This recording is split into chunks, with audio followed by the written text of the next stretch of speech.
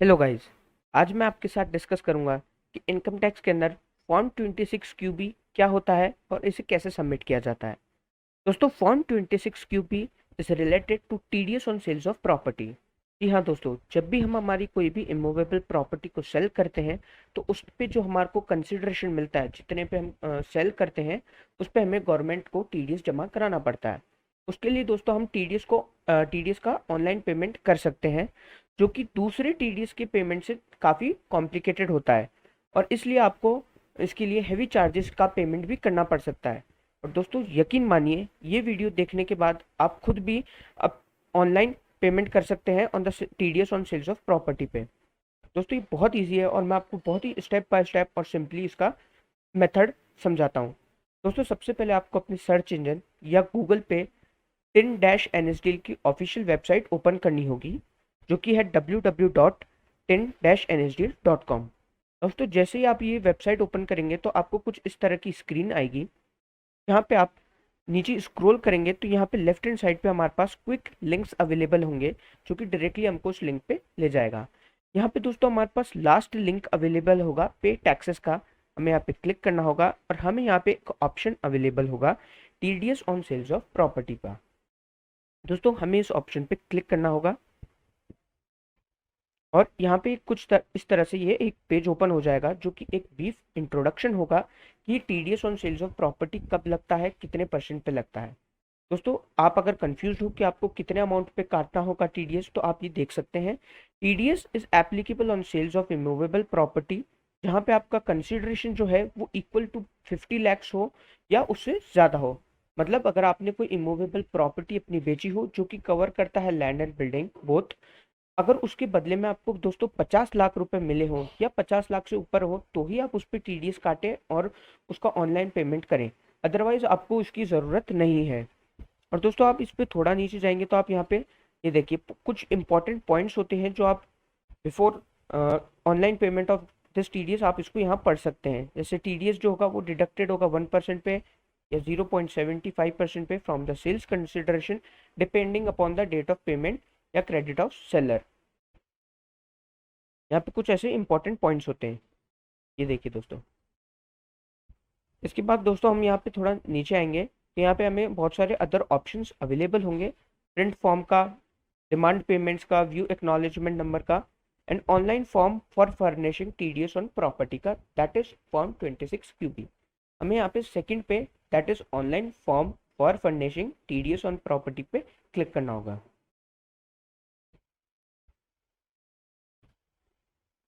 दोस्तों जैसे हम यहाँ पे क्लिक करेंगे तो हमारे पास यहाँ पे ये एक basic E payment of taxes का एक बेसिक सा एक स्ट्रक्चर है, जहाँ पे आपको बहुत सारे चालान एक ही जगह पे मिल जाएंगे। All the challan will be at one place और उस पे से आप अपना सेलेक्टिव एंड कंफर्टेबल जो भी आपका सूटेबल चालान है वो आप सेलेक्ट कर सकते हैं। उसमें दोस्तों हमें यहाँ पे टीडीएस ऑन प्रॉपर्टी जो है ये देखिए फॉर्म 26 क्यूबी हमें यहाँ पे सेलेक्ट करना होगा। उसके लिए हमें यहाँ पे प्रोसीड पे क्लिक करना होगा। दोस्तों जैसे ही हम यहाँ प्रोसीड पे क्लिक करेंगे तो हमें यहाँ पे सबसे पहले टॉप पे बिल्कुल टाइम रिमेनिंग आपका एक ऐसा दिखाई देगा, जहाँ पे हमारे पास ये चालान फिल करने के लिए और इसका पेमेंट करने के लिए 30 मिनट्स का टाइम दिया जाता है। अगर हम 30 मिनट्स में नहीं भरते हैं तो ये चालान जो है डिसबर्स हो जाता है और हमें एक नया चालान क्रिएट करना पड़ता है। दोस्तों आपने देखा होगा कि जब भी आप टीडीएस का चालान नॉर्मली चालान नंबर टीडीएस का पेमेंट नॉर्मली जब हम चालान नंबर 21 में करते हैं तो वहाँ पे इतना सारे ऑप्शंस या हमारे पास स्टेप्स अवेलेबल नहीं होते हैं। बट फॉर्म 26 क्यूबी के अंदर जो हम टीडीएस का पेमेंट करेंगे वो हमारे 4 पार्ट्स के अंदर डिवाइडेड है। फर्स्ट वाला पार्ट जो है हमारा टैक्स पेयर की इंफॉर्मेशन से रिलेटेड है। तो आइए अब हम इसको स्टार्ट करते हैं फिल करना। सबसे पहला जो दोस्तों हमारे पास यहाँ पे टैब है वो होता है टैक्स एप्लीकेबल का, कि आपके ऊपर कौन सा टैक्स एप्लीकेबल है, कॉर्पोरेशन टैक्स या इनकम टैक्स अदर देन जो कंपनीज होता है। इसमें हम यहाँ पे सिलेक्ट करते हैं इनकम टैक्स। नेक्स्ट जो फाइनेंशियल ईयर है वो ऑटोमेटिकली ऑटो पॉपुलेटेड है, ये देखिए auto populated on the basis of date of payment या क्रेडिट। इसके बाद आपको यहाँ पे असेसमेंट ईयर का ऑप्शन आता है जो कि अगेन ऑटो पॉपुलेटेड है। आप देखेंगे यहाँ पे टाइप ऑफ पेमेंट को सिलेक्ट करने का आपके पास ऑप्शन नहीं आया, बिकॉज ये चालान जो है specifically TDS on sales of property के ऊपर है। नाउ आपको स्टेटस लिखना होता, स्टेटस सेलेक्ट करना होता है पेई का, सेलर या ट्रांसफरर का, मतलब जो भी अपनी प्रॉपर्टी बेच रहा है, ट्रांसफर कर रहा है, उसका हमें यहाँ पे रेजिडेंट जो है वो सिलेक्ट करना पड़ता है, whether it is a resident और अ नॉन रेजिडेंट। हम यहाँ पे रेजिडेंट सेलेक्ट करते हैं। उसके बाद हमें यहाँ पे बायर का जो है, जो खरीदार है जिसने हमको पैसे दिए है, उसका पेन नंबर यहाँ पे लिखना होता है।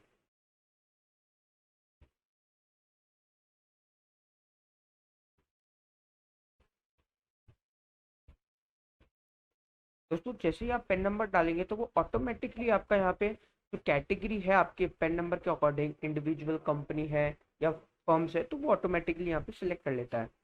दोस्तों ये हमने अभी तक डिटेल्स डाली है ट्रांसफर की और ट्रांसफर की। नाउ फर्दर हमें यहाँ पे कंफर्म करना होता है हमारा पेन नंबर।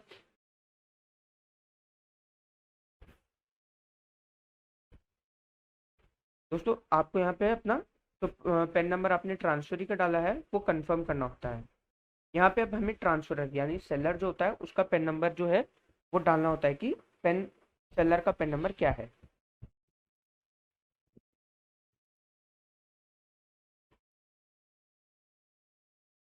और यहाँ पे वो अगेन कैटेगरी जो है वो ऑटोमेटिकली सिलेक्ट कर लेता है। यहाँ पे हमें अपना जो ट्रांसफरर का पेन है वो यहाँ सिलेक्ट करना होगा, वापस से कंफर्म करना होगा।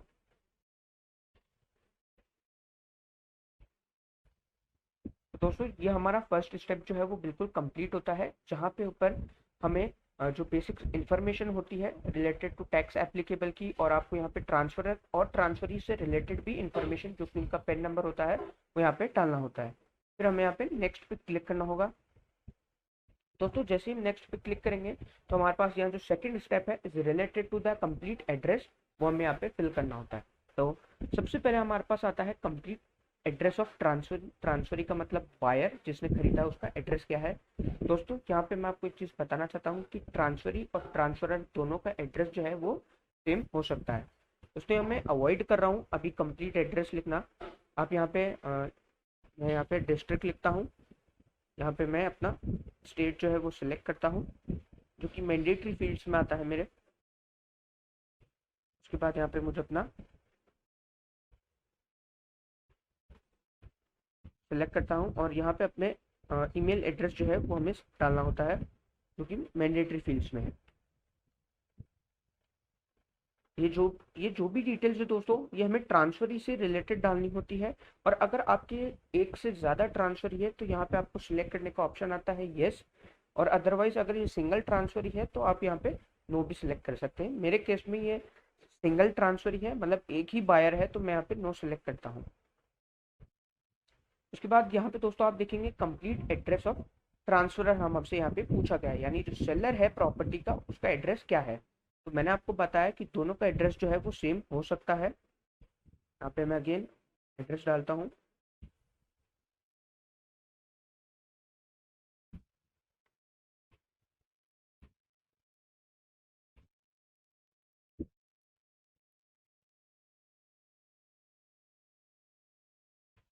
दोस्तों यहाँ पे हमसे एक और चीज पूछता है कि जो ट्रांसफरर है यानी सेलर जो है, इट माइट पॉसिबल कि एक ही प्रॉपर्टी के दो से एक से ज्यादा ओनर हो सकते हैं। तो अगर आपके एक से ज्यादा ओनर है या सेलर है तो आप यहाँ पे सेलेक्ट कर सकते हैं यस या नो पे। अभी मेरे केस में नहीं है तो मैं यहाँ पे नो सेलेक्ट करता हूँ और फिर देन मैं प्रोसीड करता हूँ नेक्स्ट पे। दोस्तों नेक्स्ट स्टेप जो थर्ड स्टेप होता है, मेरी प्रॉपर्टी से रिलेटेड इंफॉर्मेशन पूछता है, जो कि सबसे इंपॉर्टेंट है इस पूरे फॉर्म के अंदर। यहाँ पे मेरी पूरी प्रॉपर्टी की इंफॉर्मेशन पूछता है कि मैं जो प्रॉपर्टी ट्रांसफर कर रहा हूँ, जिस प्रॉपर्टी को मैंने बेची है उससे रिलेटेड कंप्लीट इंफॉर्मेशन मुझे यहाँ पे कोट करनी होती है। उसके लिए सबसे पहले मुझे यहाँ पे पूछा गया है टाइप ऑफ प्रॉपर्टी। मेरी प्रॉपर्टी जो है लैंड है या बिल्डिंग है। मैंने आपको बताया था कि TDS on sales of property is only applicable on immovable property, that is your land and building. यहाँ पे मैं लैंड देखता हूँ। लैंड यहाँ पे वेकेंट लैंड होती है, और बिल्डिंग का मतलब हो गया आपके शॉप्स, अपार्टमेंट्स, और अगर उस लैंड के ऊपर कुछ स्ट्रक्चर हुआ तो। यहाँ में लैंड सेलेक्ट करके यहाँ पे कंप्लीट एड्रेस डालना होता है हमें, बट ये मैंडेटरी फील्ड्स में नहीं है। मैं यहाँ पे सेलेक्ट कर लेता हूँ अपना डिस्ट्रिक्ट एंड स्टेट, और उसके बाद यहाँ पे हमें पिन कोड डालना होता है। दोस्तों यहाँ पे अब हमें अपना पूरा कंप्लीट जो भी हमसे इंफॉर्मेशन मांगते हैं ना ये, तो वो पूरा की पूरी इंफॉर्मेशन हमें यहाँ पे कोट करनी पड़ती है रिलेटेड टू द प्रॉपर्टी। यहाँ पे हमने अभी प्रॉपर्टी का एड्रेस डाला है, फर्स्ट स्टेज जो रहती है हमारी, वहाँ पे हम टाइप ऑफ प्रॉपर्टी और उसका एड्रेस यहाँ पे डाल देते हैं।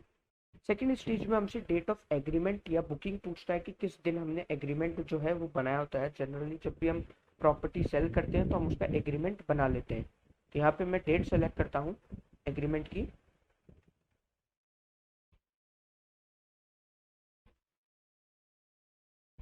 यहाँ पे मैंने suppose it's just an for example कि यहाँ पे मैंने डेट ऑफ एग्रीमेंट जो है वो 1 जून 2021 सेलेक्ट करी है। Now total value of consideration, मतलब मैंने कितने में अपनी प्रॉपर्टी को बेचा है। दोस्तों TDS on sales of property form 26 QB के अंदर आप टीडीएस जब भी काटे जब आपकी कंसिडरेशन जो है वो 50 लाख या 50 लाख से ऊपर हो। बट यहाँ पे मैं अभी फॉर द एग्जाम्पल 10,000 लिखता हूँ। अगर आपकी 50 लाख से नीचे सेल्स कंसिडरेशन है तो आपको टीडीएस काटने की कोई ज़रूरत नहीं है। उसके बाद दोस्तों हमें यहाँ पे अपना पेमेंट टाइप सेलेक्ट करना होता है। लमसम हमने पेमेंट किया है या इंस्टॉलमेंट में किया है। दोस्तों बहुत बड़ी बड़ी अमाउंट्स रहती है तो इट्स पॉसिबल कि हम लमसम भी कर दें और इंस्टॉलमेंट्स में भी कुछ पेमेंट कर सकते हैं। तो जैसे भी आपने पेमेंट किया हो, जैसे भी आपने पेमेंट रिसीव किया हो या पेमेंट किया हो, तो आप यहाँ पे सेलेक्ट कर सकते हैं अकॉर्डिंगली। दोस्तों सेकंड पार्ट में आप आएंगे तो आपको यहाँ पे डेट ऑफ पेमेंट मिलेगी कि मैंने लमसम अभी पेमेंट किया है तो किस दिन मैंने पेमेंट जो है वो दे दिया या क्रेडिट कर लिया पार्टी को। तो यहाँ पे मैं सेलेक्ट कर लेता हूँ।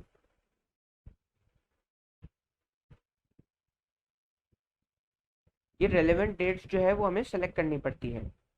और उसके बाद हम यहाँ पे डेट ऑफ टैक्स डिडक्शन, कि जिस दिन हमारा एग्रीमेंट बना था वो डेट अलग भी हो सकती है। जिस दिन हम डेट ऑफ पेमेंट कर रहे हैं वो डेट भी हमारी अलग हो सकती है। और जिस दिन हम टैक्स का डिडक्शन कर रहे हैं वो डेट भी हमारी डिफरेंट हो सकती है। दोस्तों ज़रूरी नहीं है कि तीनों डेट ही सेम हो। मेरे केस में अभी मैं आपको एग्जांपल के तौर पे बता रहा हूँ कि इसलिए कि मेरे डेट ऑफ एग्रीमेंट आप देखेंगे तो 1 जून है, डेट ऑफ पेमेंट जो है 1 जून है, और डेट ऑफ टैक्स डिडक्शन जो है वो 1 जून है। तो दोस्तों ये तीनों डेट जरूरी नहीं है सेम हो, ये डिफरेंट भी हो सकती है। अभी जैसे मैं यहाँ पे डेट ऑफ पेमेंट जो है वो चेंज करके 2 जून करता हूँ, और डेट ऑफ टैक्स डिडक्शन में यहाँ पे 3 जून कर लेता हूँ।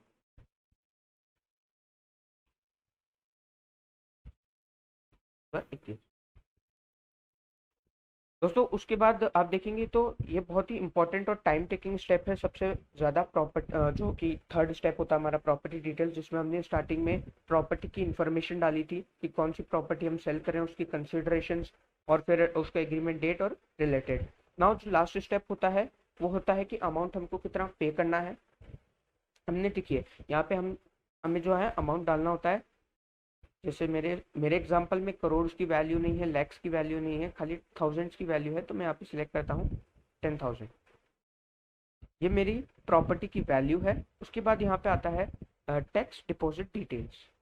यहाँ पे आपको अमाउंट, टोटल अमाउंट पेड या क्रेडिटेड कितना किया है, यहाँ पे मैं डालता हूँ 10,000। उसके बाद यहाँ पे ऑटोमेटिकली जो टैक्स रेट है वो आ जाएगा कि टीडीएस कितना परसेंट कटेगा। जैसे 1% कटेगा तो 10,000 का 1% है 100 रुपीज़।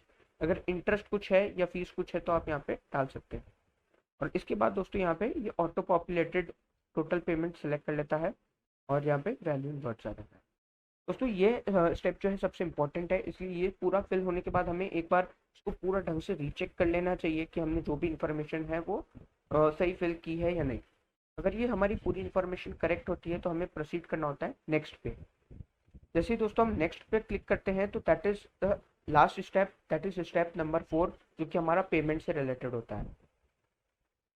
यहाँ पे हमारे पास दो मोड ऑफ पेमेंट अवेलेबल होते हैं, e payment immediately and e payment on subsequent date. यहाँ पे आप इमीडिएटली भी पेमेंट कर सकते हैं नेट बैंकिंग या डेबिट कार्ड के थ्रू, या आप ई पेमेंट जो है सब्सिक्वेंट डेट पे, यानी आज आप चालान बना के रख के आप बाद में जो है अपने बैंक बैंक में जाके आप उसका पेमेंट भी कर सकते हैं। जनरली हम दोस्तों यहाँ पे जो बहुत ही कंफर्टेबल होता है वो ई पेमेंट ऑफ टैक्सेस इमीडिएटली रहता है, जहाँ पे आप यहाँ पे नेट बैंकिंग सेलेक्ट कर सकते हैं या डेबिट कार्ड के थ्रू भी आप पेमेंट कर सकते हैं। मैं यहाँ नेट बैंकिंग सेलेक्ट करता हूँ और अपना जो अवेलेबल यहाँ पे कुछ बैंक्स रहते हैं उनमें से मुझे एक बैंक चूज करना होगा नेट बैंकिंग के लिए। मैं यहाँ पे अपना बैंक सेलेक्ट करता हूँ और उसके बाद यहाँ पे मुझे कैप्चा डालना होता है। दोस्तों जैसा ही मैं कैप्चा डालूंगा तो उसके बाद यहाँ पे मेरे को प्रोसीड पे क्लिक करना होगा।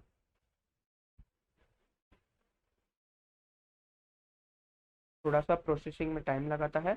ये देखिए दोस्तों, जैसे ही हम प्रोसीड पे क्लिक करते हैं तो that is the confirmation page, जहाँ पे आपने जितनी भी इंफॉर्मेशन डाली है वो यहाँ पे आप देख सकते हैं और एक बार उसको वेरीफाई कर सकते हैं, गो थ्रू हो सकते हैं इस पूरी इन्फॉर्मेशन से कि हमारी इन्फॉर्मेशन करेक्ट है या नहीं है।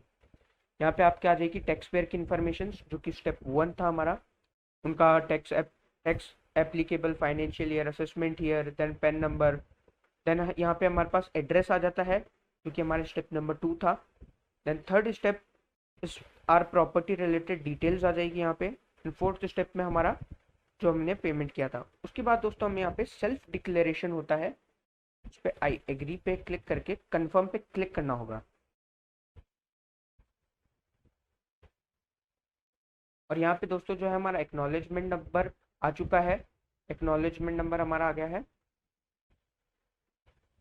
और ये देखिए हमारा फॉर्म 26 क्यूबी जो है ये हमने सबमिट किया है और अभी इसका एक्नॉलेजमेंट नंबर है। ये देखिए दोस्तों, व्हेन भी हमको यहाँ पे एक बार गो थ्रू करना होता है, आप यहाँ पे प्रिंट पे क्लिक करके अपना प्रिंट भी निकाल सकते हैं फॉर्म का। यहाँ पे मैं क्लिक करता हूँ और ये देखिए दोस्तों डायरेक्टली हम यहाँ पे जो है पूरे फॉर्म का प्रिंट निकाल सकते हैं। आप इसको यहाँ पे पीडीएफ पे सिलेक्ट करके मैं आपको बताता हूँ कि ये कैसा दिखता है।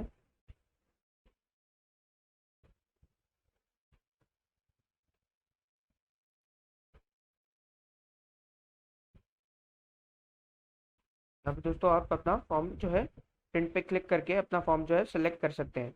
अगर आप कंफर्म हो जाते हैं अगेन तो आपको सबमिट टू बैंक करना होता है। जैसे ही दोस्तों हम सबमिट टू बैंक करते हैं तो ये देखिए ये अभी रीडायरेक्टेड हो चुका है टूवर्ड्स द कैनरा बैंक, जहाँ पे मेरे को अपना नेट बैंकिंग करना है। जहाँ से मैं नेट बैंकिंग करके यहाँ पे अभी हमें पे टैक्स पे क्लिक करना होता है और अभी यहाँ पे हमें कैप्चा डालना होता है। यहाँ पे कंफर्म पे क्लिक करेंगे हम और यहाँ पे दोस्तों आपको आ जाएगा चालान नंबर हमारा। उसके बाद यहाँ पे हमारा कितना प्रॉपर्टी का अमाउंट था, एक्नॉलेजमेंट नंबर और ये सब पूरी डिटेल्स आ जाती है। यहाँ पे अभी हमें अमाउंट डालना होता है कि हमारा कितना टैक्स एक्चुअली बना है और उसके बाद हमें यहाँ पे कंफर्म पे क्लिक करना होता है। दोस्तों जैसे ही हम यहाँ पे कंफर्म पे क्लिक करेंगे तो यह डायरेक्टली हमारे नेट बैंकिंग की पोर्टल पे ले जाएगा, जहाँ पे हमें अपना ID, user ID and password डाल के हम नेट बैंकिंग के थ्रू पेमेंट कर सकते हैं और हमारा चालान जो है वो डेवलप कर सकते हैं। ये देखिए दोस्तों ये मेरा भी पोर्टल आ चुका है। दोस्तों आई होप कि ये वीडियो आपको बहुत पसंद आया होगा और आप बिल्कुल अच्छे से समझ गए हैं। थैंक यू दोस्तों।